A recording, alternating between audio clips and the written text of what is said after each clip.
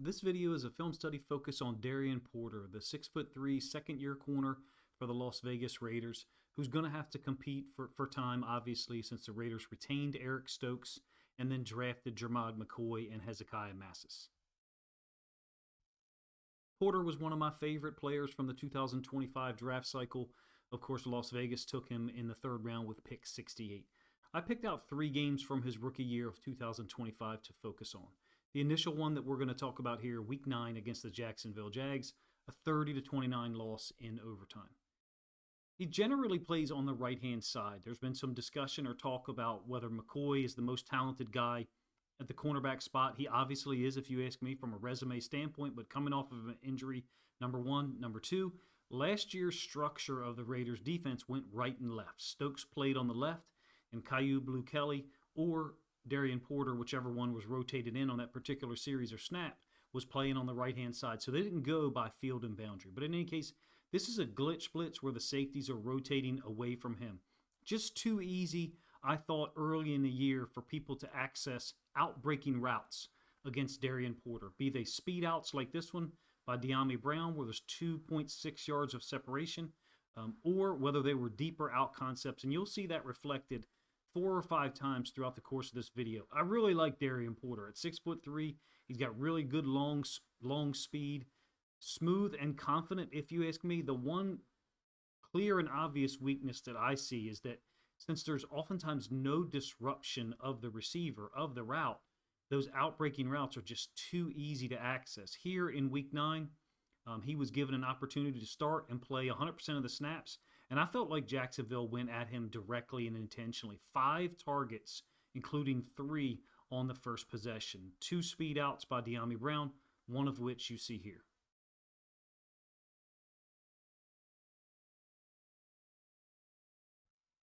Once again, Porter is on the right-hand side exclusively during this video. I usually have him spot shadowed or a nameplate tracking over top of his head. So 2nd and 18 here early in that game. Once again, he's matched up against Dyami Brown.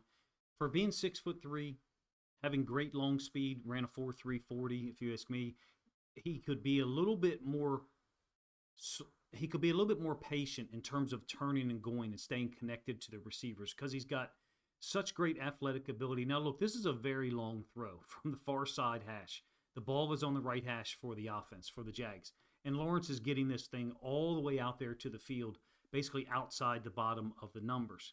You can see that he's able to track with Dyami Brown, but he oftentimes needs an extra 2 or 3 short stutter steps to recover and then bring himself back. He's connected to the receivers consistently, in my opinion, meaning the receivers are not creating a ton of separation against him. He's just unable to, at the NFL level, get close enough to challenge the catch point early in his rookie season. Let me preface it that way. There's a bunch of plays like this one, if you ask me, where he's pretty good in coverage, confident in his abilities to match the receiver from a deep route perspective, but then just can't close on those outbreaking routes and actually contest the catch. Now, it gives you an illustration of how difficult things are in the NFL level to deal with. That at that level in the NFL, that's a situation that teams can recreate or repeat by design. And in fact, I think that's what Jacksonville did early in this game.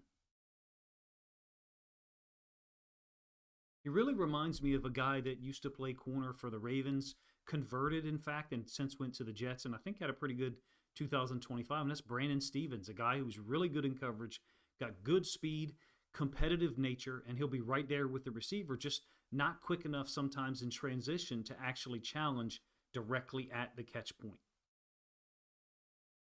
This one is a throwback pass. I think it's on the second possession for Jacksonville. He's man on number 1, which is Brian Thomas. It's going to be a toss play to the top side of our screen, the far side of the field away from him. Thomas is lazily making this look like a block, but it's intentional. He's trying to get Porter's focus to avert his attention for a moment on the toss play, and it's all by design. He's able to keep up with it because he doesn't lose focus at all, stays with Thomas, and you can see that that's exactly where Trevor Lawrence wants to go with the football. He's fast enough to keep up with quicker receivers and physical enough, strong enough, I should say, to not get overpowered by the bigger guys, even though Cortland Sutton's going to get him a couple of times in this video that I'll show you. He's not a guy who panics, in my opinion, but he does sometimes seem to turn and almost look for the ball. I don't want to say look for the ball. He almost, in this case, turns and starts to elevate too soon. And you can see he just is not up high enough. Thankfully, the safety is over there to help make a play. I don't think that Thomas was going to, catch the ball in any case. It's a really good rep from a coverage standpoint, staying with the receiver. Again, I studied 3 videos or 3 games for this video. Week 9 against the Jags, and then weeks 13 and 14 against the Chargers and the Broncos. Focusing on coverage snaps from this game was kind of difficult, to be honest with you, because the Jags ran the ball, I think, 41 or 42 snaps. Some possessions, they committed to it 4, 5, 6 plays in a row.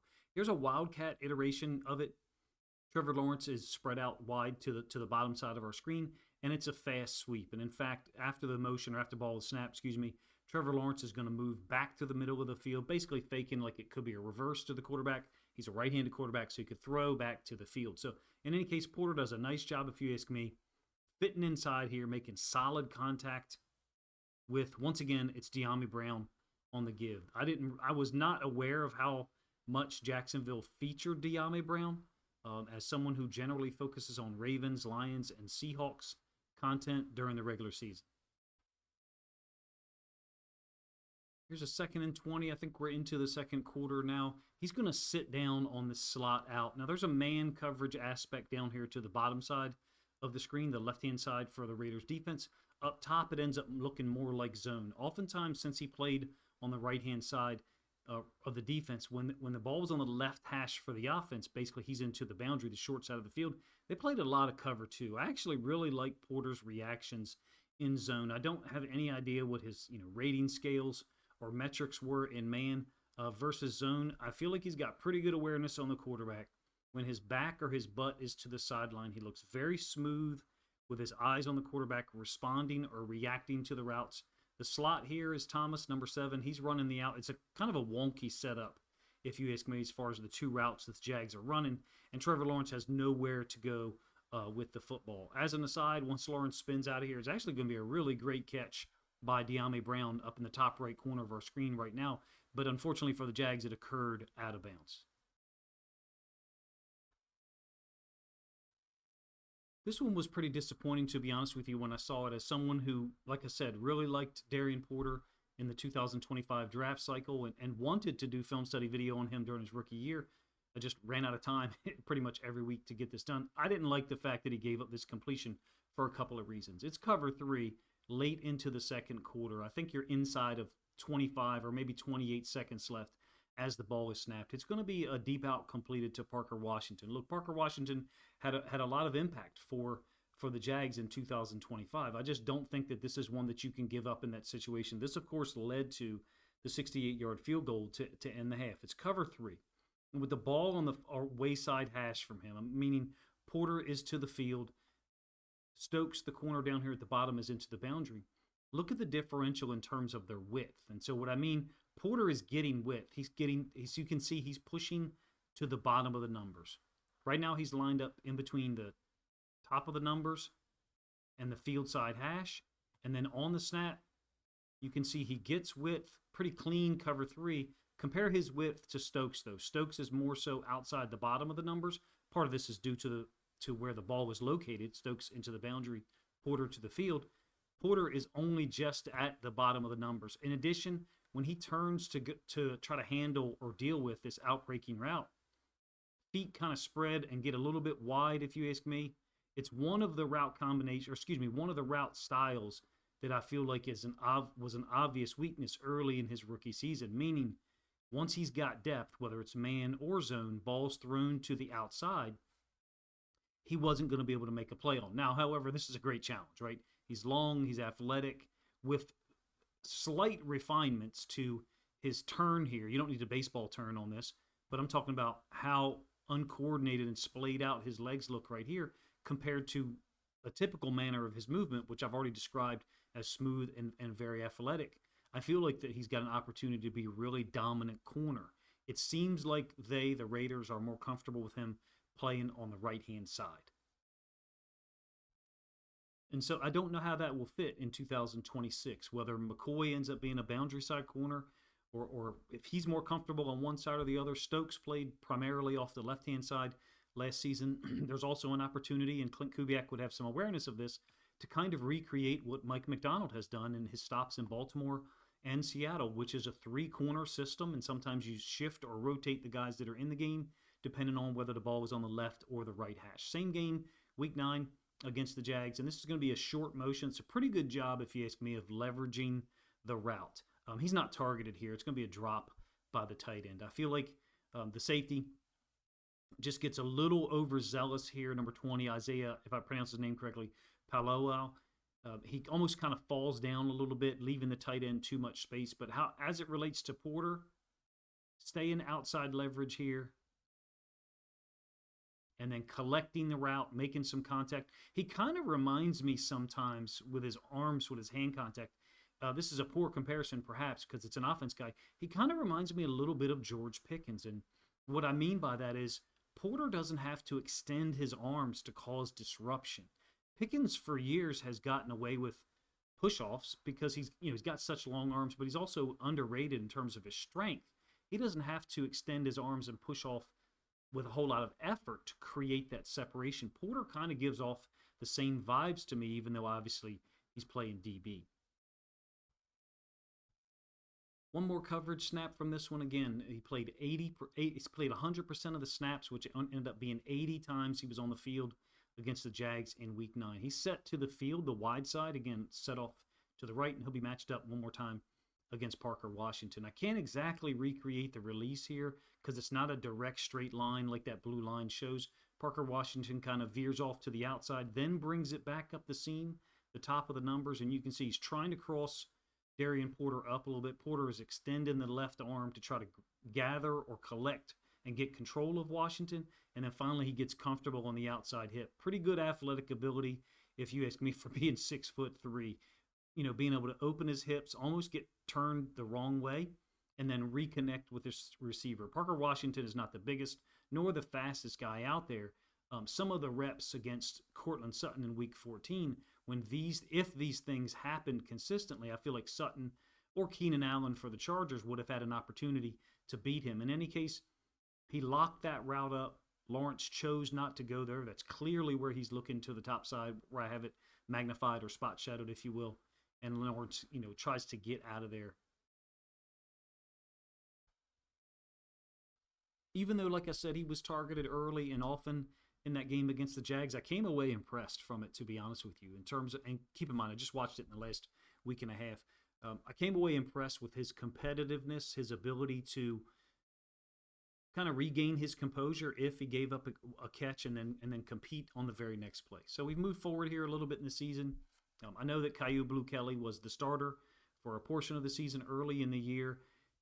If memory serves, Darien Porter only played 33 defensive snaps in the first 4 weeks. And then, of course, he got the start, played 100% of the snaps in the Week 5 loss to the Colts.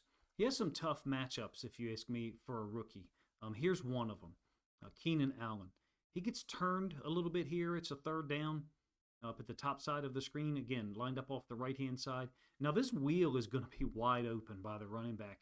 So it's kind of a delayed recognition by Devin White. It looks to me like these two guys, the edge defender and White, are reading the running back's release.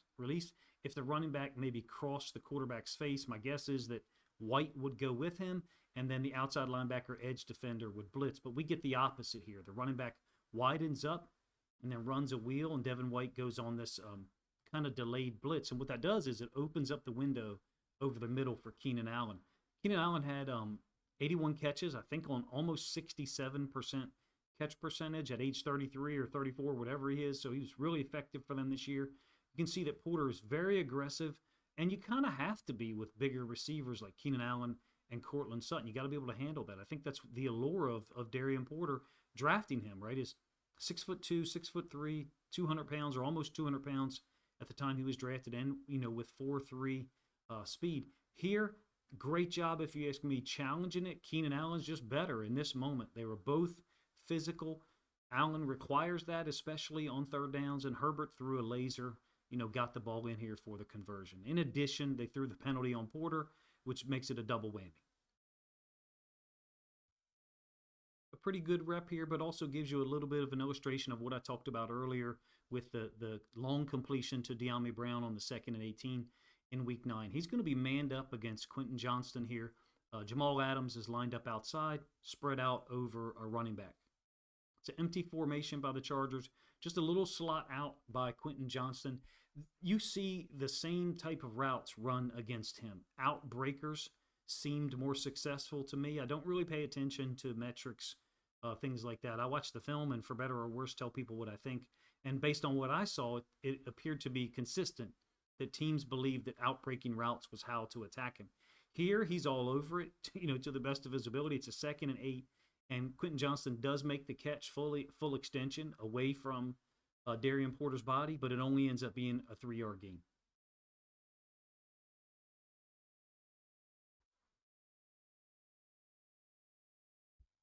I don't pretend to know all of the data or the stats as far as how many completions he allowed for the year. Again, I focused my analysis on these 3 games.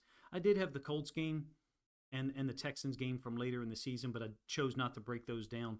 I'm using a program called the Once Sports Analyser, where basically I can provide on-screen graphics and edits, and it takes a significant amount of time to get those plays funneled through there or edited, if you will. I will say this. It was a big difference, clearly, between the quarterback rating he allowed as a rookie versus Iowa State, his final year there in 2024. I think it was pretty ridiculous, like a 17 or 18 total QB rating allowed his final year.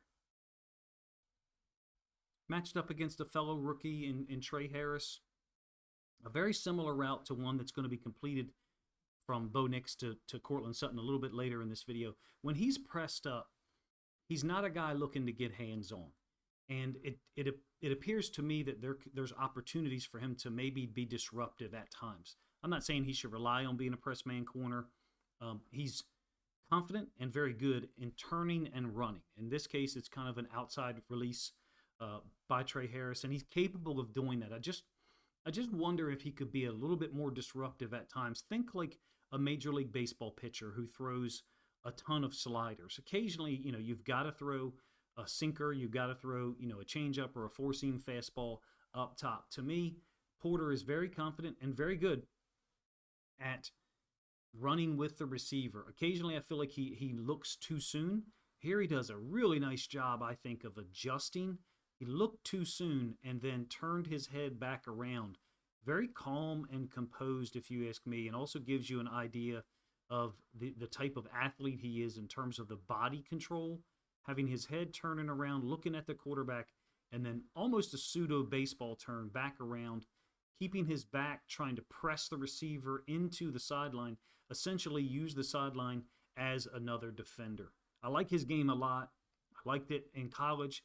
The athleticism is there. In this game against the Chargers, he was rotated with Caillou Blue Kelly. And since then, the Raiders front office has drafted Jermod McCoy, Hezekiah Massis, and Treydon Stukes, who was more of a nickel, obviously, at Arizona, but he's one of my favorite players to watch film of in the 2026 draft cycle. This one from the same game against the Chargers, more of a clear-out route, if you ask me. He's going to handle a vertical. Once again, it's by Quentin Johnston. He won't be targeted. Kind of a Greg Roman special, if you will, out of a heavy personnel group. 22 personnel, play action, and run essentially what I call an over-under concept. The yellow route is the over route, orange route is under, and then Porter's going to handle the clear-out / vertical at the bottom side of the screen. It's a one-high safety look, and Herbert ends up being pressured, I believe it's by Max Crosby, causes him to get out of there. But it's at least an opportunity for us to talk about Porter's confidence in his long speed. It's all there athletically, if you ask me. I don't know a ton about Hezekiah Massis, but super excited for them to have brought in Jermod McCoy and Treydon Stukes. I thought Treydon Stukes was drafted exactly where he should have been drafted. There were many projections that had him as a third-round pick, and I thought that was way too low after watching the film of Arizona. Stukes does everything well. They've got a lot of young talent to put out there on the field, perhaps even in some type of rotation. This is an interesting play to talk about, not just from a Darien Porter perspective, but what the Raiders are doing. Unless I have misinterpreted some of the personnel that's on the field, the Chargers are in 11 personnel, and the Raiders have responded with their base 3-4. I'm talking about the 5 men on the line of scrimmage here and the 2 inside linebackers, neither one of which is Jamal Adams, so it's not like someone can say they've actually got a safety at inside backer. That's 2 legitimate inside backers. It's very confusing for me. But some teams do this often. In fact, the Detroit Lions are one of them. But in any case, there's going to be like a short motion by McConkey that he ends up returning back to the bottom side of our screen. And because it's a 2-on-2 down here, there's a ton of conflict in this design. I have to give the Chargers credit. Nice design, number one. Number two, really great job of Keenan Allen with a couple of things. Bringing his route in to the strong safety, which is Jeremy Chin, and then veering back to the outside in such a way that he forces Porter to move more towards like the R in Chargers, okay, in the 9 o'clock position on the field. And since it's a base defensive structure, there's no nickel on the field. When the quarterback escapes, which is what Herbert does, someone has to go contain him. In this case, it's the inside linebacker. So the inside linebacker goes to contain, and you got absolute isolation of McConkey on Chin. I kind of don't care whose fault it is, whether it's Darien Porter's or Chin's. What I would say is 90 to 95% of the time at the NFL level, from an 11 personnel group, when you have 2 receivers, two speed, actual wide receivers to the field, you're going to have a nickel DB, an outside corner, and then a safety set to the field as well. Here, by alignment, because they're in their base defensive structure, the Raiders have 1 middle of the field free safety who plays no role in this whatsoever. Essentially, the design puts Porter and Chin in extreme conflict, if you ask me. Look, it's possible that they're actually both wrong, okay, to be honest with you. In my opinion, they're playing inside-out leverage. So basically, Porter is looking for the first outside breaking route, and Chin is looking for the first inside breaking route. Oftentimes, we will call that funnel. But again, in order to do that, you would oftentimes have a third safety located in the middle of that funnel, or at the apex of a triangle, if you will. And in this case, they don't have that. Both guys look confused, didn't handle it well at all.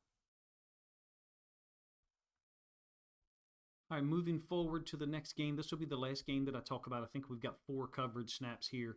Week 14 loss 24-17 to the Broncos at home. So it's a 2nd and 13, and this one is very similar to a couple of the routes you saw by De'Ami Brown, and then in addition, Week 13 by Trey Harris. So the only difference is this time it's matched up against Cortland Sutton, number 1, and number 2, Bo Nix throws the ball basically a back shoulder conceptually. There's no contact at all by Porter, and that's the thing. Even though he plays calm, he plays with composure, he's got great speed and athleticism, I think that there are some opportunities for him to maybe disrupt some of these guys. And then you can see he's just running with the route by Sutton.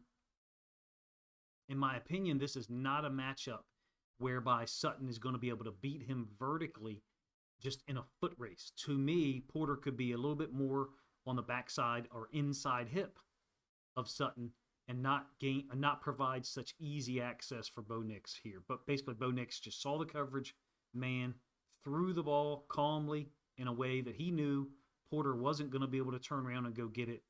Too easy, for those guys. They operated at a high level in 2025, obviously, being Nix and Cortland Sutton. And yes, it was a quicker throw than Porter probably expected. I think that he tracks wide receivers' releases well. He's got enough athletic ability that he could do 2 things to help himself out. Number 1, stab with his hand a little bit more consistently to try to disrupt the routes, number 1. Number 2, be a little bit more differential in terms of how he plays certain receivers. Cortland Sutton is a different guy from Quentin Johnston, who is someone that could actually beat you vertically, on a clean release.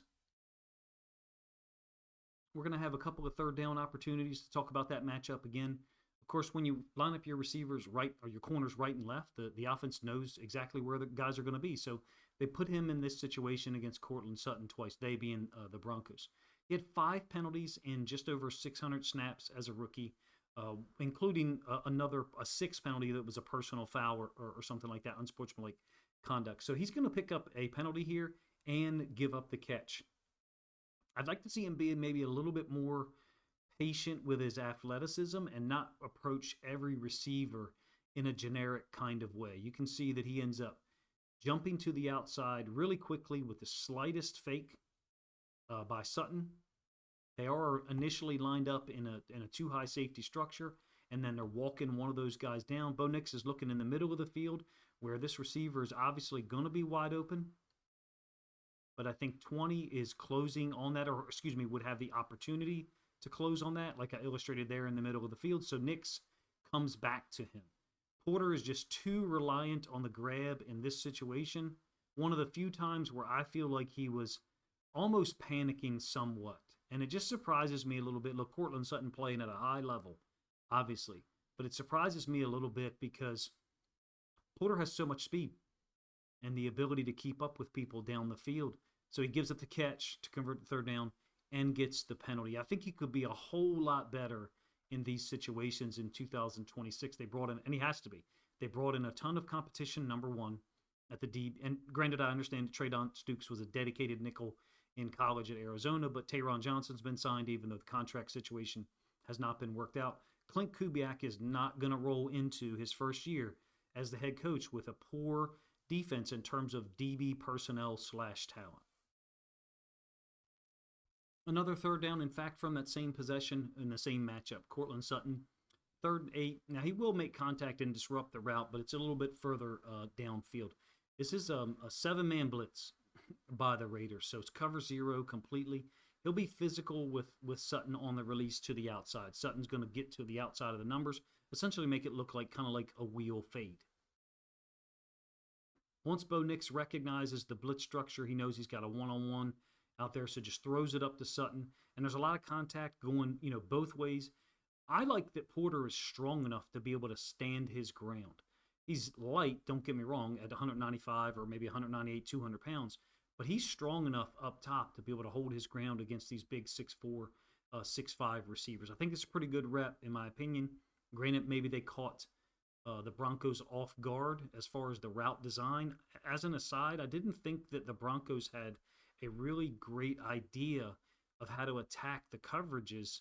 To be honest with you, it seemed like the Raiders did a really nice job in this game, particularly in the 3rd and 4th quarter, of mixing up their coverages when Denver wasn't running the ball, that is.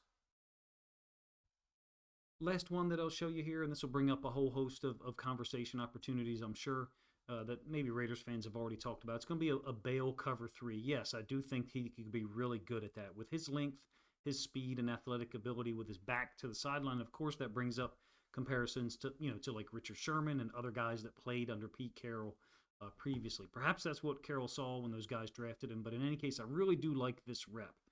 Bo Nix is really just throwing this to a spot, to be honest with you. I just refer to it as a bail cover 3. Notice the width that he gets so he can react to that inside breaking throw, number one. Number 2, he can also close off any out-breaking routes. I'm talking about the width that he gets off the snap here. Lined up in press, granted, the width might be a reaction to the motion that could turn into a wheel, but it functionally works out to make it very different from that cover 3 catch that Parker Washington had late in the 2nd quarter back in Week 9. As an aside, another example of, look, there's just no route design here by the Broncos that's really working at all. It's a cover 3. Bo Nix knows it at this point. So he's just going to throw it to like this open spot here. And I don't want to say hope, but want to make sure that Courtland Sutton has an opportunity to catch the ball. So is it possible he could have thrown it, Bo Nix could have thrown it further away from Porter?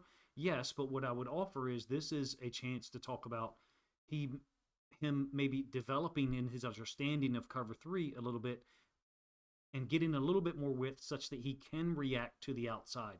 I felt like in some of these situations where his back or his butt was to the sideline in 2025 early on, and I talked about it in this video as well, that he had difficulty with those outbreaking routes, kind of getting turned around a little bit, if you will. I don't know what it's going to look like in 2026.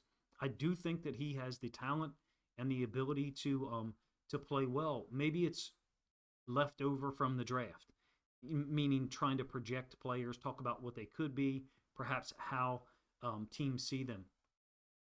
I think that even though he turned 25 at the end of the season, and he's a guy that when they drafted him he was 24. They've upgraded a lot of talent, a lot of positions on the defense. Quay Walker and Nakobe Dean, first of all, a big upgrade over the inside linebackers from last year. We would presume that Walker is the Mike and Nakobe Dean is the Will. Taron Johnson, a legitimate nickel DB in the NFL. I hope that the contract situation gets resolved because, being a Ravens fan and watching him play against Baltimore for years, he's always been a thorn in their side. He had a pick six against Lamar Jackson in the 2020 playoffs that sent them home. Treydon Stukes, super talented. He's a ball of fire. His film was the most exciting and fun for me to watch in the 2026 draft process. And I think that Porter has a chance to be a starter here. He's got all the athletic traits, the makeup. I did have one more game to analyze against the Texans later on in the year. Maybe I could, touch on that a second time if people wanted me to.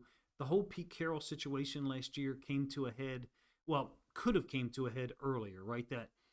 That blowout loss to the Colts that dropped them to, I think, 1-4 or maybe 1-5. Porter got an extended look there, and then back half of the season, he was rotating with Kyu Blu Kelly at one point in time, and then Kyu Blu Kelly, I think, tears his patella tendon.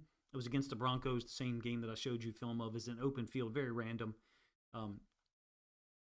Porter had only played 33 snaps in the first 4 games of the year. Then he got a chance, and I think you saw glimpses of what he could be, even though in this video we've got him giving up catches to Parker Washington, De'Ami Brown, Cortland Sutton, and Keenan Allen. Many times those catches do not include much yards after the catch. Of course, you would like for him to be a little bit closer at the catch point, basically be able to challenge a little bit better than you saw in some of the instances in this video. They knew what they drafted, they being the Raiders, a converted receiver at Iowa State who I think had spent 3 years in college, maybe only 2, as an outside corner. You can never have too many good corners. They've got McCoy, Hezekiah Massis, Eric Stokes, Porter played 600 snaps as a rookie. I think Kubiak learned, or he probably learned from McDonald, that a 3-corner system is beneficial. And I have talked about it in other videos. I still am not able to maybe necessarily produce a standalone video about it. Essentially, in this, the possibility that exists here is if Porter is better playing on the right and Stokes is better playing on the left, maybe McCoy is better playing to the boundary. You could have opportunities to mix and match those things and provide the offense radically different looks as far as what coverage may or may not show up. It's essentially one of the factors that Mike McDonald forces you as a play caller to juggle consistently, and that's which corners are on the field. He did it in 2025 as well with Reek Woolen, Josh Jobe, and Devin Witherspoon, who never came off the field. In any case, in the short term, I still like Porter's game a lot. I expect him to be on the field and probably have some things refined. I didn't mention, many of them here, but, one basic one that showed up here on the last play was him kind of getting more width in cover 3 such that he could take away those outbreaking routes just by alignment or body positioning, and then break better, have better vision on those in-breaking concepts like you saw on the PD here against Cortland Sutton.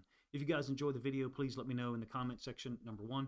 Number 2, if you have any other suggestions for rookie players, Raiders or otherwise, that I could possibly look at from the 2025 season, please let me know in the comments section. Appreciate you guys' time.